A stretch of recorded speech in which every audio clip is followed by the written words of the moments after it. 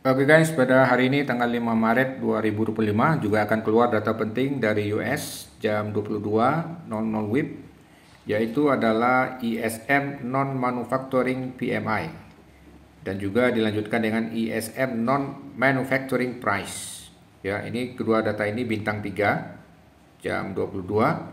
Kita lihat forecastnya untuk ISM Non-Manufacturing PMI. Itu yang sebelumnya previous 52,8, kemudian forecastnya perkiraan yang akan keluar ramalannya 52,5. Jadi ada penurunan ya. Berapa aktualnya nanti kita lihat di jam 10 malam ya. Kemudian untuk ISM non manufacturing price forecastnya tidak ada. Data previousnya 60,4 ya. Nanti kita lihat aja berapa aktualnya angka yang akan keluar. Oke, lalu apa pengaruh dari data ekonomi ISM non-manufacturing ini terhadap harga kripto, Bitcoin pada khususnya? Kita akan coba bahas ya. Oke, kita pahami dulu apa itu ISM non-manufacturing PMI atau Purchasing Managers Index. Itu adalah indikator ekonomi yang mengukur aktivitas sektor jasa di Amerika Serikat. Data ini sangat penting bagi pasar keuangan dan ekonomi global karena sektor jasa mencakup sebagian besar PDB Amerika Serikat. Oke, lalu apa dampak dari data ISM non-manufacturing PMI ini terhadap harga Bitcoin? Nah, harga Bitcoin sering bereaksi terhadap data ekonomi Amerika Serikat, termasuk ISM non-manufacturing PMI, karena sentimen investor terhadap risiko dan kebijakan moneter The Fed. Berikut beberapa dampaknya. Jika ISM non-manufacturing PMI ini lebih tinggi, ya naik angkanya, lebih tinggi dari ekspektasi, itu menunjukkan apa? Menunjukkan ekonomi Amerika kuat. Ketika ekonomi Amerika kuat, maka sentimen risiko menurun. Investor lebih condong ke aset berisiko rendah seperti obligasi dan USD. Sehingga permintaan untuk Bitcoin dan kripto pasti bisa melemah ya. Kalau naik. Kemudian potensi kenaikan suku bunga The Fed. Data yang kuat mendorong The Fed untuk tetap hawkish, menahan suku bunga, bahkan menaikkan. Yang bisa menekan harga Bitcoin karena suku bunga tinggi cenderung mengurangi daya tarik aset spekulatif. Dampak pada likuiditas, jika likuiditas di pasar ketat akibat ekspektasi kebijakan moneter ketat, Bitcoin bisa mengalami tekanan jual. Jika data ISM non-manufacturing PMI-nya lebih rendah atau turun dari ekspektasi, itu menunjukkan bahwa ekonomi Amerika Serikat itu melemah.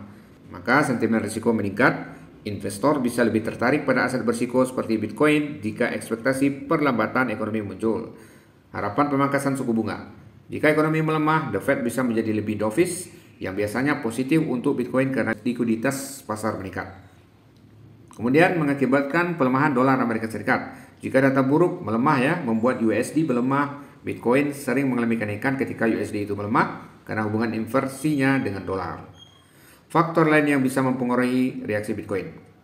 Ya, bisa jadi ada korelasi dengan S&P 500 dan Nasdaq. Jika PMI juga memicu volatilitas di pasar saham, Bitcoin sering mengikuti pola pergerakan saham Amerika Serikat seperti S&P 500 dan Nasdaq.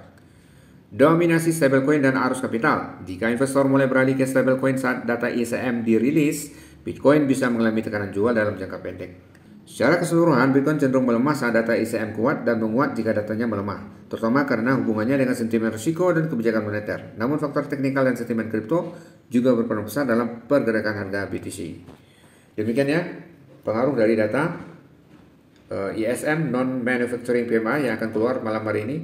Kita lihat tadi datanya, kalau forecastnya menurun ya, tapi kita tidak tahu aktualnya nanti seperti apa. Kemudian berikutnya, apa dampak ISM non-manufacturing price index terhadap Bitcoin?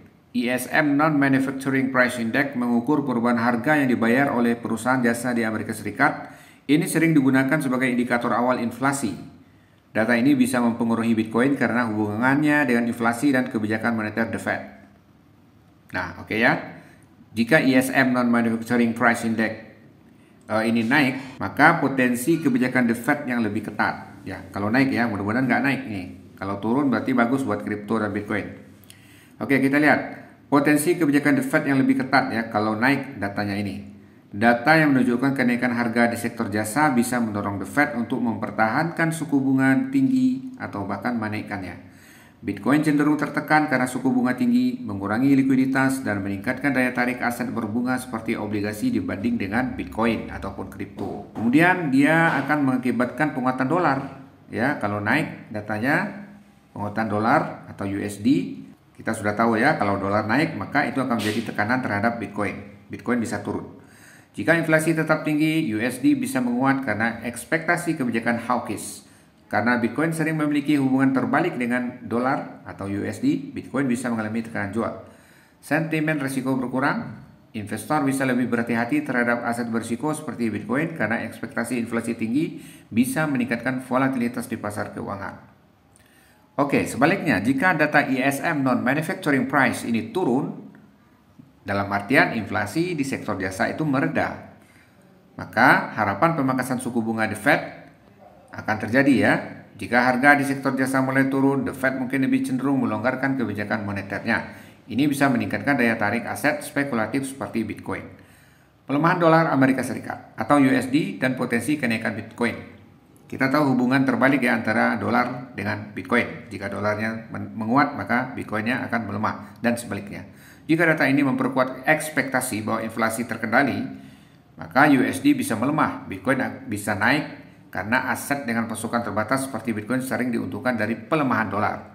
Meningkatnya minat investor terhadap aset berisiko. Jika data menunjukkan tekanan inflasi menurun, pasar bisa melihat ini sebagai sinyal positif untuk aset seperti saham teknologi dan juga Bitcoin.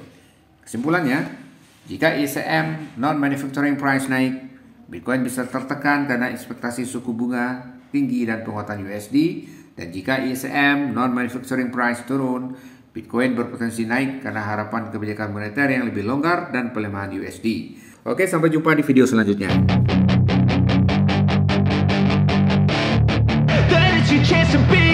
Hey kid, don't ever let them get inside your head.